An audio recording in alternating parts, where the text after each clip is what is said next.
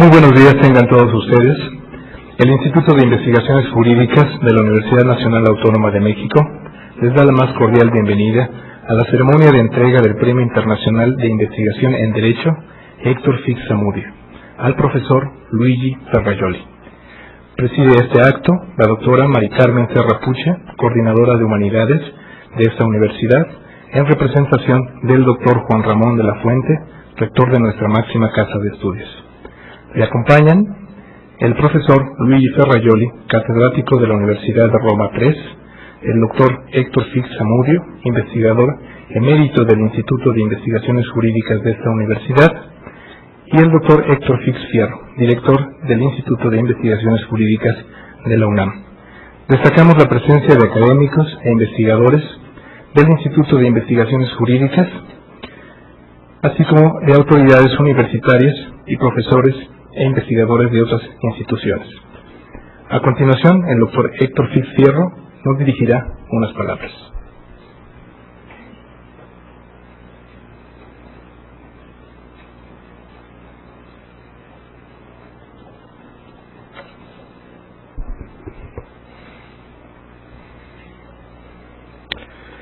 Doctora Mari Carmen Serra Puche, coordinadora de Humanidades, con la representación del señor rector, doctor Juan Ramón de la Fuente. Doctor Héctor Fix Zamudio, investigador emérito de este instituto. Doctor profesor Luigi Ferrajoli, catedrático de la Universidad de Roma III. Colegas y amigos, señoras y señores. El Instituto de Investigaciones Jurídicas de esta universidad se complace en darles la más cordial bienvenida a esta ceremonia de entrega por tercera ocasión del Premio Internacional de Investigación en Derecho Héctor Fix Zamudio. Nos honra con su presencia la doctora Mari Carmen Serra Puche, coordinadora de Humanidades, quien hará entrega del premio en nombre y con la representación personal del rector, doctor Juan Ramón de la Fuente. Muchas gracias por estar con nosotros en esta ocasión. El Premio Internacional de Investigación en Derecho Héctor Fix Zamudio fue instituido por la Universidad Nacional Autónoma de México con la finalidad de reconocer la labor de aquellos académicos nacionales o extranjeros que se hayan distinguido por realizar aportaciones originales y sobresalientes en el campo del derecho. Este año, el distinguido jurado internacional, que fue convocado para este efecto, decidió, por unanimidad, otorgar el premio al profesor Luigi Ferrajoli por la originalidad y profundidad de sus contribuciones a la teoría del derecho y de manera particular por su defensa de los derechos fundamentales y sus garantías de la ley del más débil, según el subtítulo de una conocida obra suya, a partir de una rigurosa y crítica concepción de las funciones y las razones de la legislación y la jurisdicción. A pesar de que el profesor Ferrajoli es especialmente conocido en Iberoamérica, gracias a sus numerosas publicaciones en nuestro idioma y sus fuertes vínculos académicos con nuestra región, que alcanzan inclusive a nuestro instituto, me permito hacer una semblanza suya muy breve. El profesor Ferrajoli es originario de Florencia, Italia. En 1962 presentó su tesis de licenciatura con el título Sobre la posibilidad de una teoría del derecho como ciencia rigurosa, la cual se publicó en la prestigiada Revista Internacional de Filosofía del Diritto. Esta obra, junto con su Teoría axiomatizada del derecho parte general, publicada en 1970, constituyen antecedentes remotos de la magna obra que acaba de aparecer hace muy poco y sobre la cual diré algo más adelante. Entre 1967 y 1975 ejerció el cargo de juez.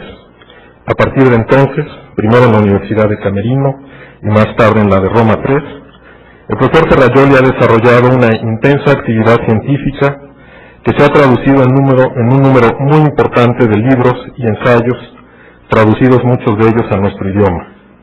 Su obra intitulada Derecho y Razón, Teoría del Garantismo Penal, aparecida en italiano en 1989, con prólogo de Norberto Bobbio, y en español en 1995, con varias revisiones, constituye una especie de manifiesto de su preocupación central, la limitación del poder, mediante el examen crítico de los extravíos autoritarios del derecho penal en las sociedades contemporáneas.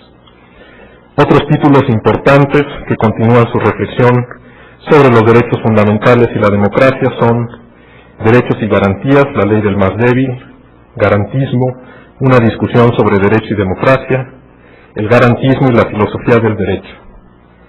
Resulta importante destacar que muchas de estas obras han provocado intensos y fructíferos debates con y en torno a su autor, en los que han participado también colegas nuestros.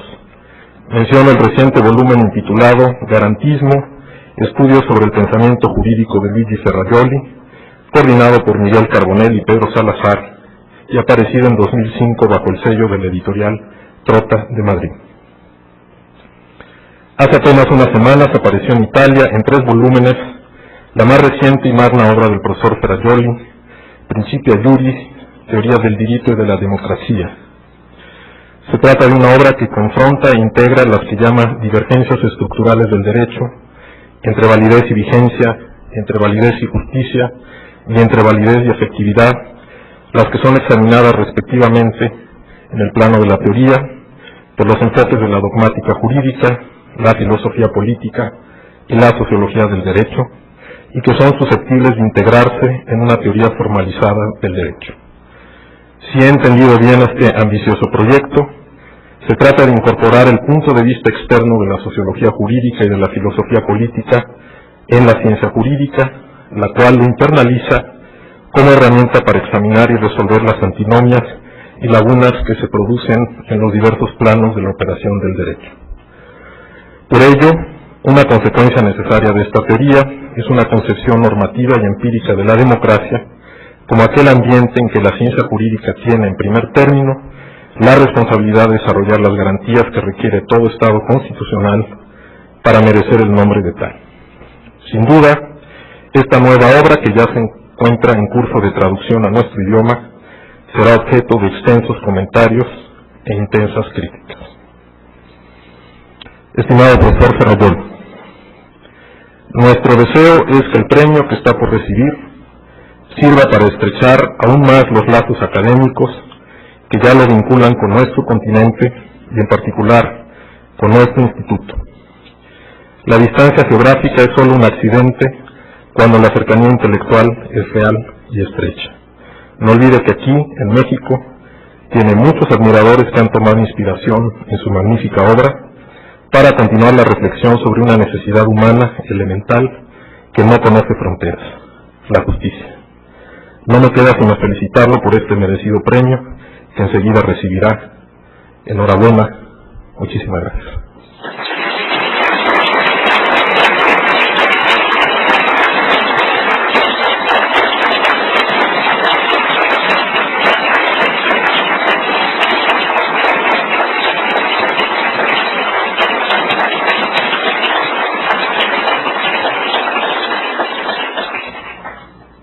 Señoras y señores, ahora la doctora Mari Carmen Serrapuche, coordinadora de Humanidades de esta universidad, hará entrega del Premio Internacional de Investigación en Derecho Héctor Fix Zamudio al profesor Luigi Ferrajoli, en reconocimiento a su destacada trayectoria. Para la universidad tenerlo hoy con nosotros y recibe este premio tan merecido. Muchas gracias.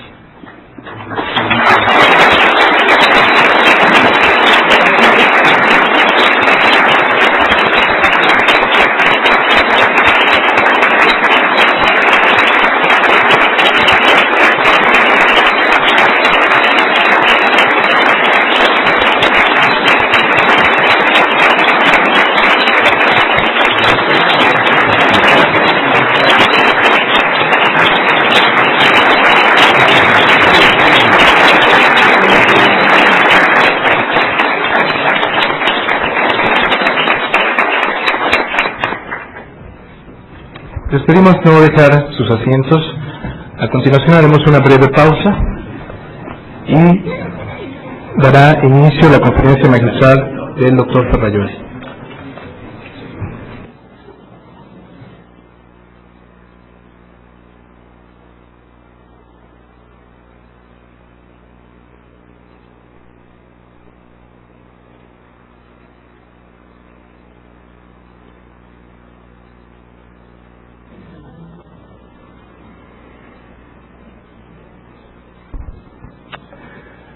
Continuando con este acto, damos el uso de la palabra al profesor Luigi Ferraioli, quien presentará la conferencia magistral Universalidad de los Derechos Fundamentales y Multiculturalismo.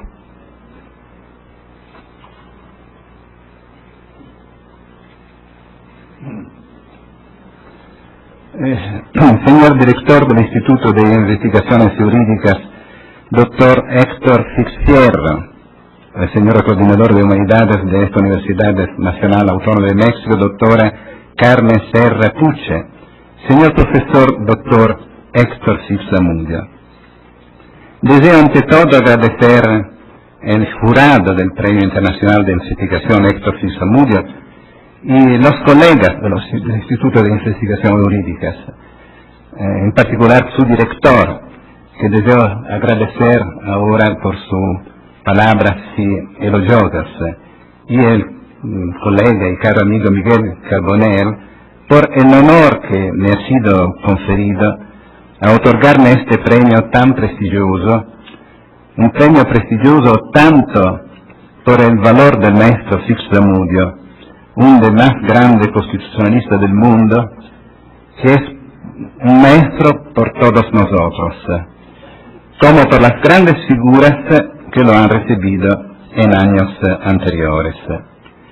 Quiero agradecer también a todos y cada uno de sus investigadores del Instituto por el honor que este premio representa.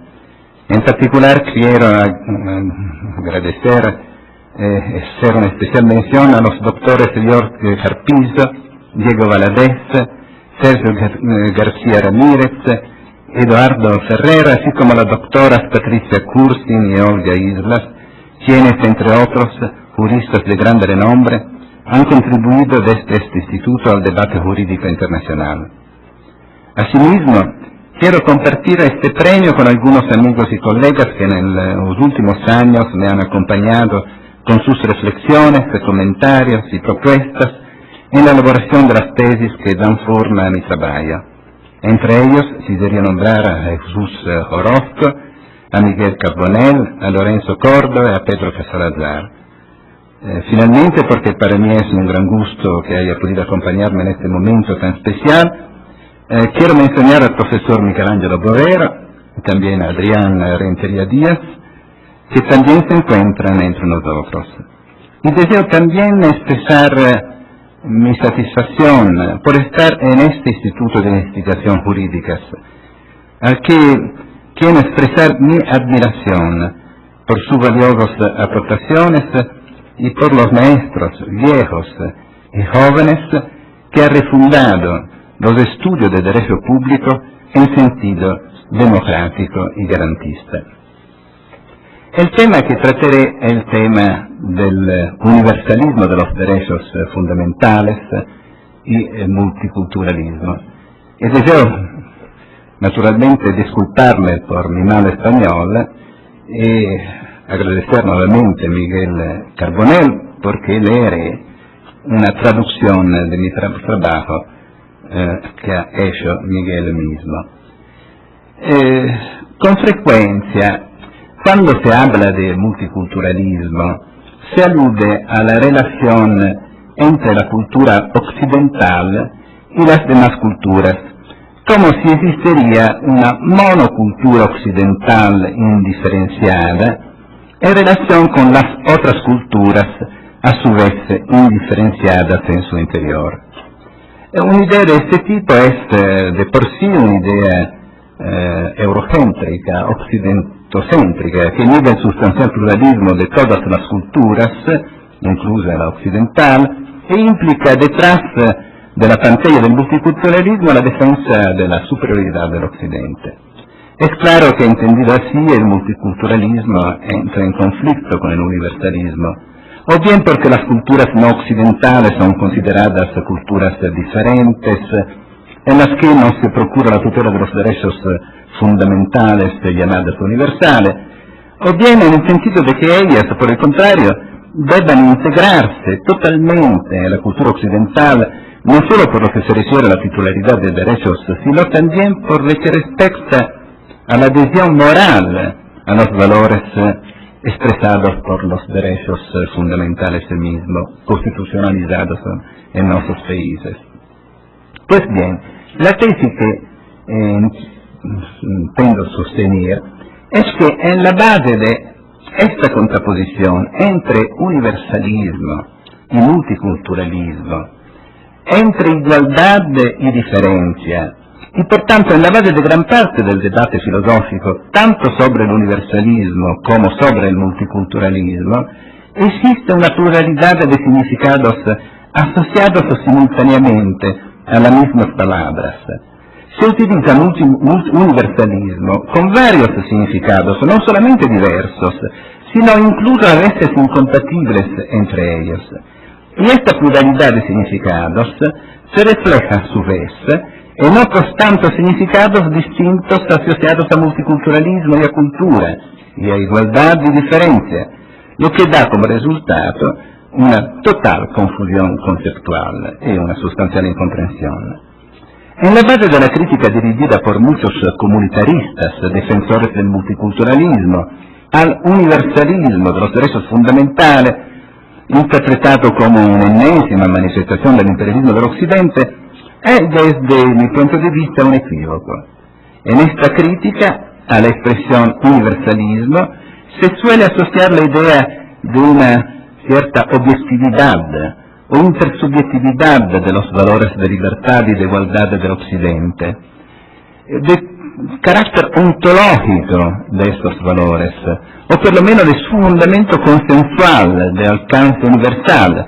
El universalismo consistiría, según esta crítica, en el hecho de que todos, con base en la objetividad, en una intersubjetividad de tipo ético-cognitivo, se reconocen o deberían reconocerse en estos valores.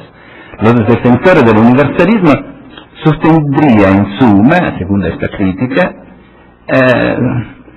que estos valores, en tanto que son objetivos e intersubjetivos, son o deberían ser por todos compartidos. Sostendría en síntesis, en el primer caso, una tesis descriptiva, sean compartidos, de tipo sociológico. En el segundo, una tesis prescriptiva de tipo sociológico. Es claro que si este fuera, claro por mí, si este fuera el significado del universalismo, de los derechos fundamentales, la crítica dirigida a tales derechos y a su pretendido universalismo encontraría una puerta abierta. Obviamente estos derechos, desde la libertad de conciencia a las demás libertades fundamentales, desde la igualdad de las personas hasta los derechos sociales, no son derechos compartidos por todos. No solamente no lo son por gran parte de las personas que tienen una cultura distinta de la occidental, sino siquiera por gran parte, muchas de las que han nacido y pertenecen a nuestra cultura. Tendría personalmente miedo de un referéndum, por ejemplo, en Italia, sobre los derechos sociales o los derechos del trabajo. La tesis asertiva de la condivisión universal de los derechos fundamentales es, por tanto, empíricamente falsa. Por otro lado, los valores por ellos, derechos expresados, no tiene nada de objetivo, ni mucho menos de natural.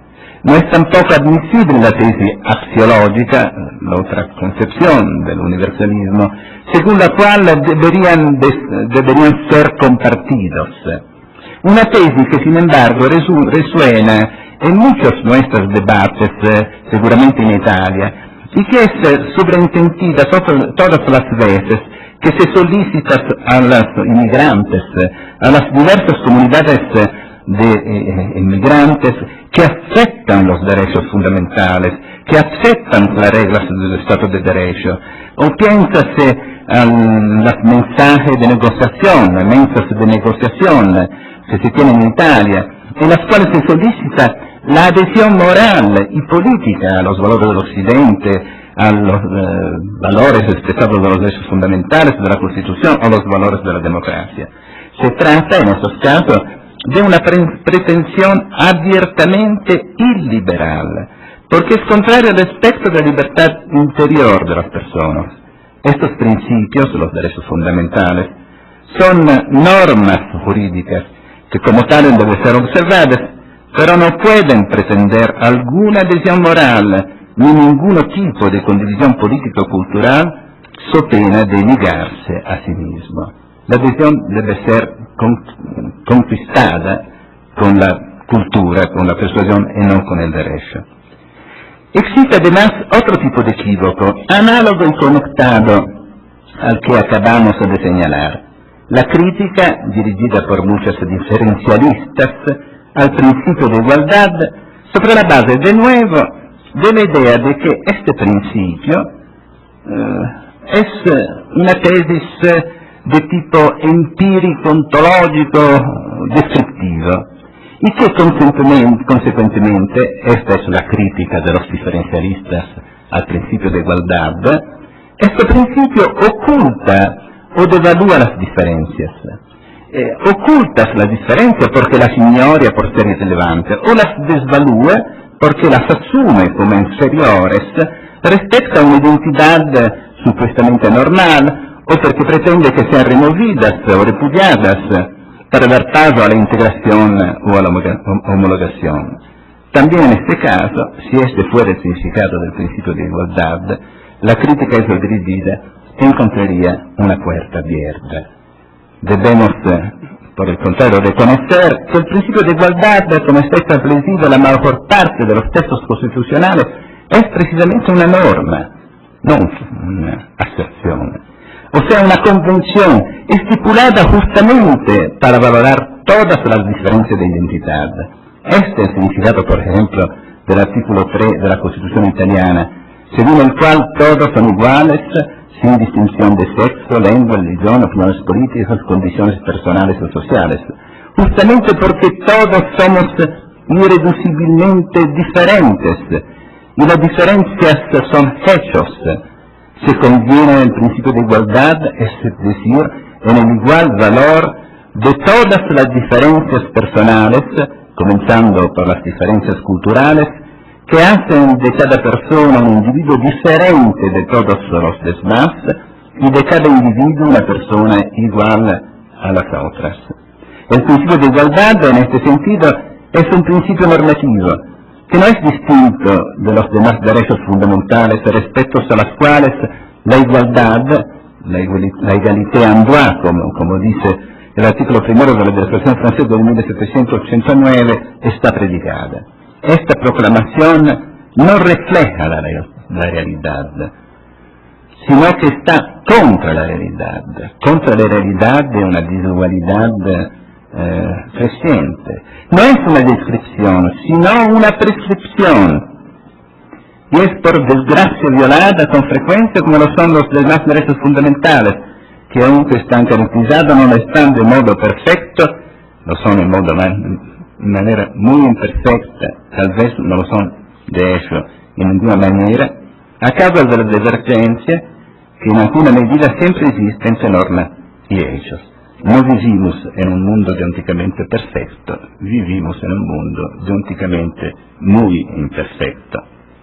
Y pues bien, las dos críticas al universalismo y al principio de igualdad que acabo de recordar se dirigen hacia, como he intentado demostrar, falsos objetivos. El universalismo en sentido ontológico, consensual, y la igualdad entendida como hecho en vez de como convención o como valor. Sin embargo, haciendo a un lado a estos falsos objetivos, tales críticas terminan por afectar un significado totalmente distinto de estos principios, totalmente distinto en el plano teórico, sea del universalismo como del principio de igualdad. El significado lógico y puramente formal de la universalidad de los derechos fundamentales, consistente en el hecho que tales derechos son atribuidos universalmente a todos. Y también el significado a la vez lógico y normativo del principio de igualdad como igualdad como principio parimenti lógico-normativo. En este sentido, el universalismo de los derechos fundamentales no es más que su forma lógicamente universal, el hecho que todos son titulares de estos derechos.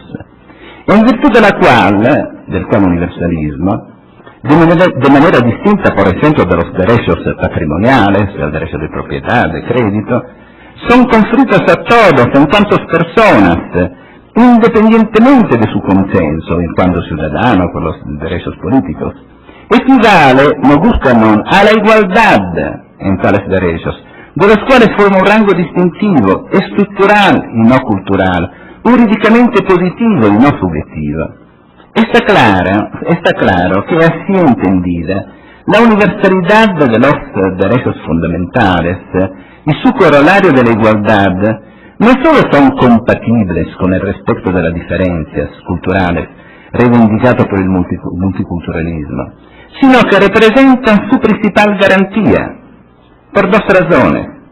Por el nexo, sobre todo, que liga individualismo y universalismo, en el sentido de que tales derechos son atribuidos igualmente, universalmente a todos y a cada individuo en igual misura, y protegen a cada uno contra todos. Son precisamente los derechos fundamentales de libertad los que garantizan el igual valor de todas las diferencias personales, comenzando por los culturales, que no son más que las diferentes identidades de cada uno como persona. No olvidemos que la primera libertad fundamental que se afirmó en Europa fue la libertad de conciencia, que es un típico derecho cultural, o mejor dicho, el primero y fundamental derecho a la tutela de la propia identidad y diferencia cultural. Lo mismo puede decirse de la libertad religiosa, de la libertad de expresión del pensamiento, y de las demás libertades fundamentales que valen todas para tutelar la identidad diversa, disidente, no homologable de cualquier persona. Son derechos a la diferencia. La segunda razón que hace de los derechos fundamentales el principal instrumento de garantía del multiculturalismo es todavía más importante. Consiste en el hecho de que los derechos fundamentales, tal como han sido consagrados por la experiencia histórica del constitucionalismo, se configuran todos, desde el derecho a la vida hasta los derechos de libertad, desde los derechos civiles y políticos hasta los derechos sociales, como leyes del más débil, en alternativa a la ley del más fuerte que regiría en su ausencia. De quien es más fuerte físicamente, como sucede en el estado de naturaleza obesiano, de quien es más fuerte económicamente, como sucede en el mercado capitalista, de quien es más fuerte militarmente, como sucede en la comunidad internacional. Es justamente en virtud de su universalismo y por tanto del valor por ellos asociado a cualquier identidad cultural, es decir, al multiculturalismo, que los derechos fundamentales sirven para proteger al más débil frente a cualquiera, también frente a sus culturas, a las culturas dominantes en las comunidades a las que se pertenece, tomando en cuenta que el pluralismo de las culturas es reproducible hasta el infinito, hacia el interior de cada cultura, incluida la nuestra, protegiendo a las más débiles incluso contra sus propias culturas, contra las culturas dominantes en su propia comunidad. Los derechos fundamentales valen de hecho para tutelar todas las diferencias, comenzando por esta esencial, irreducible diferencia que hace de la identidad también cultural de cada persona un individuo diferente a todos los demás. Valen en concreto para tutelar a la mujer contra el padre o el marido, al menor contra los progenitores, e en general a los oprimidos contra sus propias culturas opresoras. El aspecto más insidioso de las críticas al universalismo de los derechos fundamentales y del principio de igualdad reside, por tanto, en la ambivalencia semántica, por ellas asociada a tales expresiones, una ambivalencia en virtud de la cual el universalismo e igualdad son puestos en contradicción, uno con el multiculturalismo y la otra con el respeto debido a la diferencia.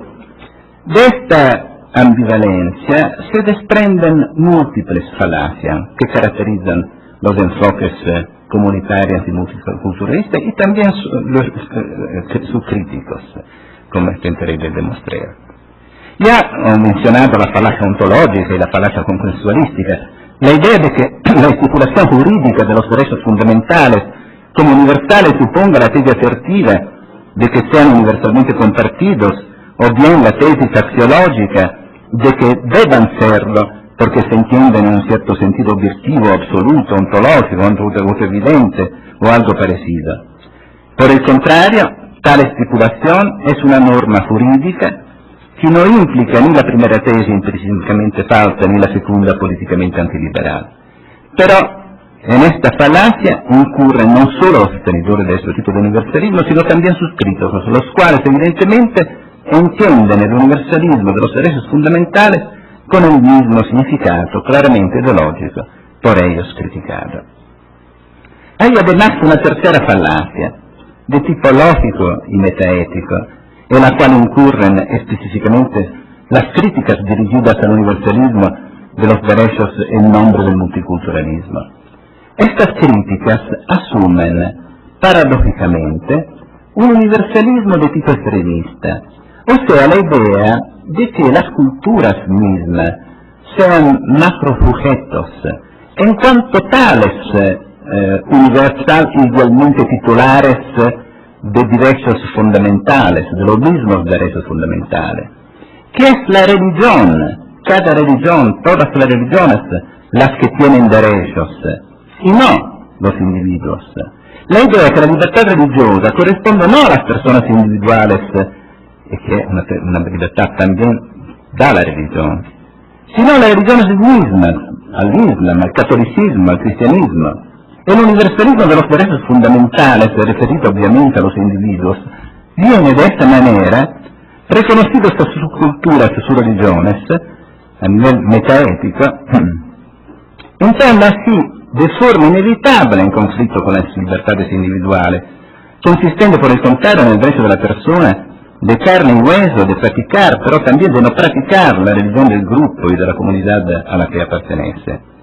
Es claro que de esta forma se resuelve la laicidad del derecho y de las instituciones, la cual consiste precisamente en el rechazo a que el derecho pueda ser utilizado como instrumento para afirmar o reforzar una determinada moral, una determinada ética, una determinada cultura, aunque sea la dominante. Pongamos algunos ejemplos clásicos. Tornemos al caso del velo islámico. La prohibición de portar el velo, por ejemplo en Francia, en determinados lugares, en la escuela por ejemplo, equivale a una imposición de una cultura, al igual que la obligación de llevarlo, que es contraria a la libertad y el derecho de cada persona para vestirse como lo quiera. Lo que de eso justifica la prohibición o el castigo, obviamente con base en pruebas, no es ya el portar el velo, sino la eventual violencia o amenaza que está detrás de esa práctica. Solamente esto justifica la prohibición. Derecho de llevar el velo y prohibición o castigo por su eventual imposición coactiva son dos caras de la misma medalla. Ambas en garantía de la libertad personal más que religiosa de la persona. El primero en tutela de la persona que lleva el velo por su propia y espontánea libertad, la segunda en tutela de la persona obligada a llevarlo en contra de su voluntad. Por el contrario, la prohibición del velo, paradójicamente por parte de un país como Francia, que se proclama laico, equivale a la juridificación de una concepción, de una ética y de una cultura laica y a su imposición por medio del derecho. Un razonamiento análogo puede hacerse respecto al hecho más grave de la insubordinación. También en este caso no es la cultura en la cual se practica la que debe protegerse, sino que el individuo contra todo tipo de insubordinación coactiva, que no solamente viola la integridad de la persona, sino también su libertad religiosa, la cual incluye su libertad de la religión. Los derechos fundamentales, como ya se ha dicho, son las leyes del más débil que tutelan a la persona también contra la propia cultura, la mujer contra el marido, el menor contra la propia familia, más en general a la persona contra su propia religión.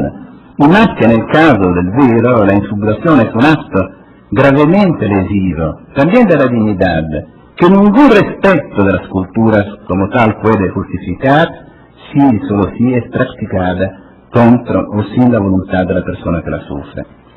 En todo caso, es absurda la idea de que las culturas, cualquiera de ellas, incluida la nuestra, puedan prevalecer sobre los derechos de la persona. Paradójicamente, la idea de muchos comunitaristas, según la cual el multiculturalismo excluiría el universalismo de los derechos fundamentales, de cuya titularidad y garantía deberían estar excluidos los que no pertenecen a nuestra cultura, indica una suerte de perverso eurocentrismo.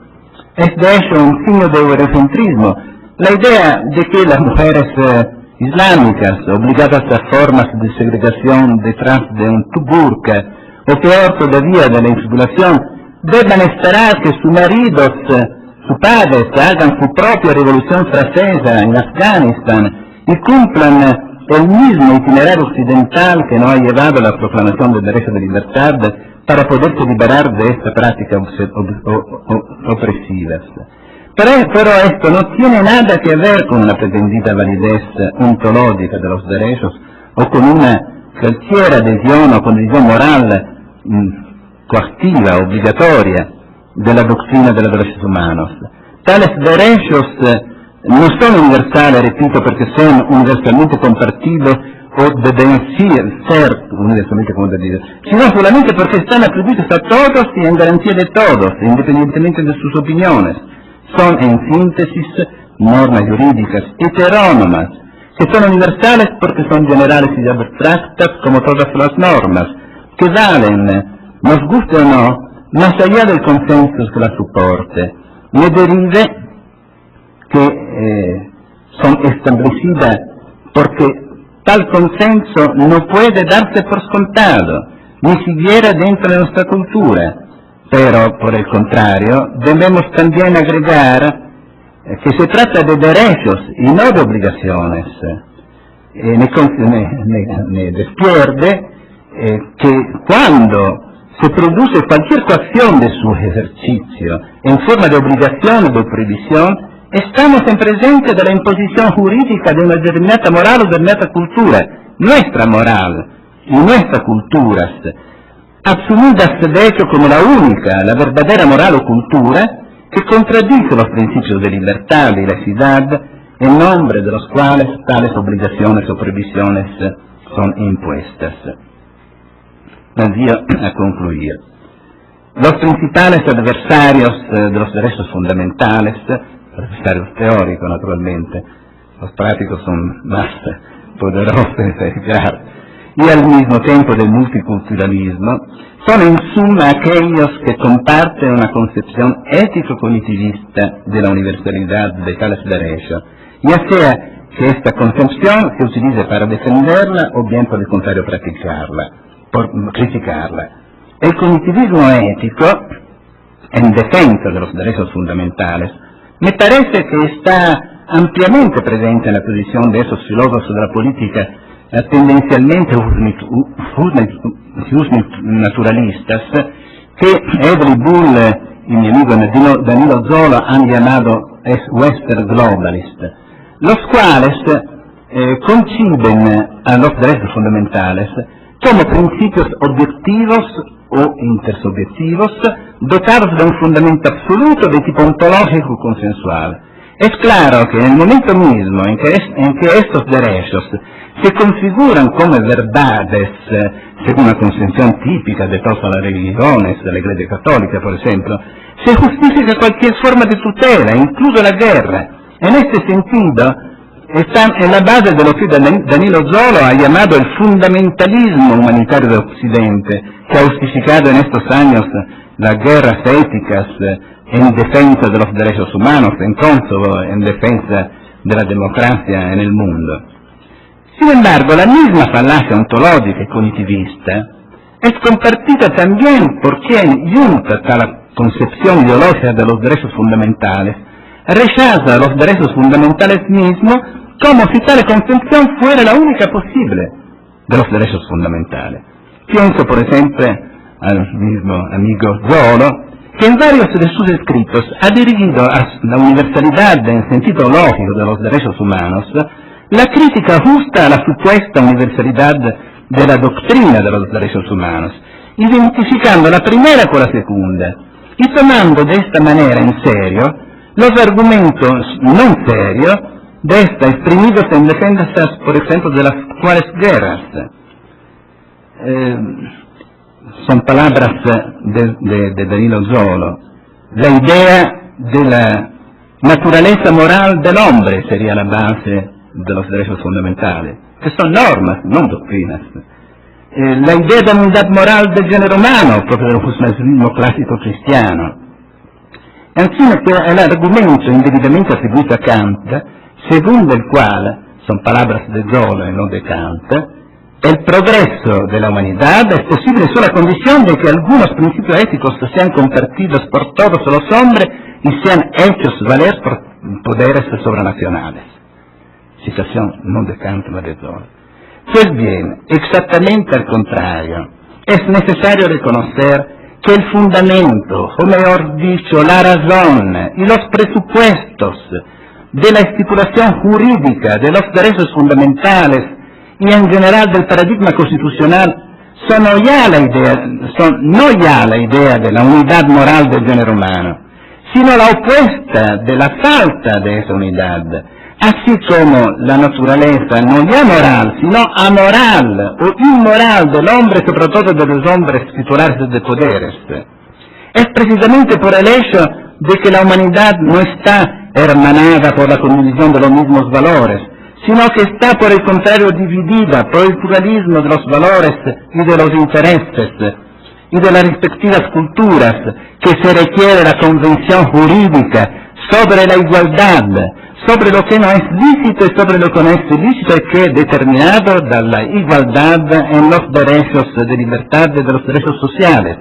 Y es precisamente la total heterogeneidad y la natura conflictiva entre culturas y valores distintos lo que conforma el fundamento racional obediano del constitucionalismo de los derechos, así como de la recíproca e igual garantía de las diferencias como condiciones para la convivencia pacífica y como alternativa a la guerra. Concluyo con una observación metodológica. Toda esta cuestión, los disensos, los equívocos y los falsos problemas por ellos originados, revela de manera exemplar la enorme importancia que tiene el análisis del lenguaje en la teoría y en la filosofía política. Las palabras que nombran valores y los significados con que son utilizadas tienen un papel performativo no solo de nuestras concepciones, sino también de nuestras prácticas políticas. Recordamos la guerra en Kosovo, emprendida en nombre de la defensa de los derechos humanos, un argumento que a muchos de nosotros al principio nos pareció paradójico, una suerte de grosería propagandística que no habría debido convencer a nadie, y que sin embargo ha terminado por deformar el sentido común de las palabras en el debate público, acreditando para algunos la guerra y desacreditando para otros los derechos humanos. O bien pensemos a la calificación del atentado terrorista del 11 de septiembre come acto de guerra, en vez de como crimen, como delitto, que sirvió para legitimar la guerra, la respuesta a la guerra, y no el derecho penal, no el derecho, para legitimar la guerra infinita todavía en curso en Afganistán y en Irak, en lugar de la respuesta asimétrica del derecho, las investigaciones policiales y la determinación de la responsabilidad a través de la forma del derecho penal, que era la única que habría permitido de deslegitimar políticamente, socialmente, quizá derrotar al terrorismo. Equívocos de este tipo y sobre todo sus implicaciones prácticas deberían aconsejar un uso lo más controlado posible del lenguaje.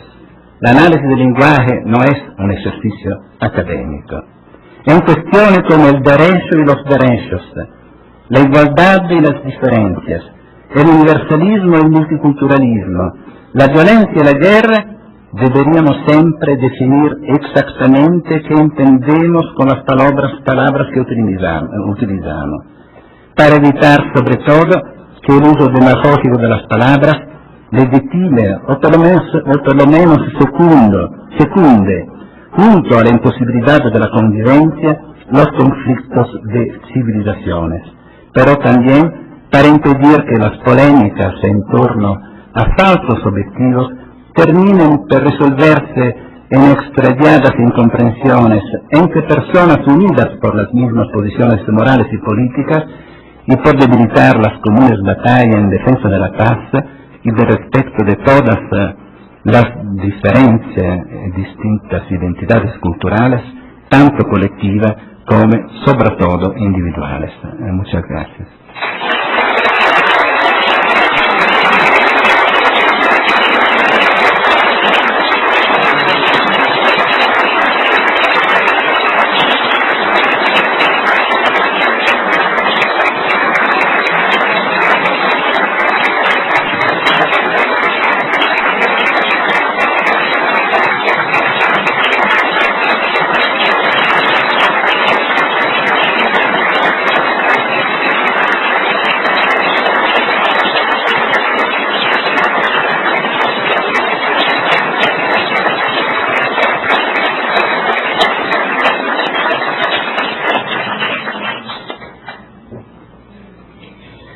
Es así como damos por terminado este acto, no sin antes agradecer a todos ustedes su presencia. Muy buenas tardes.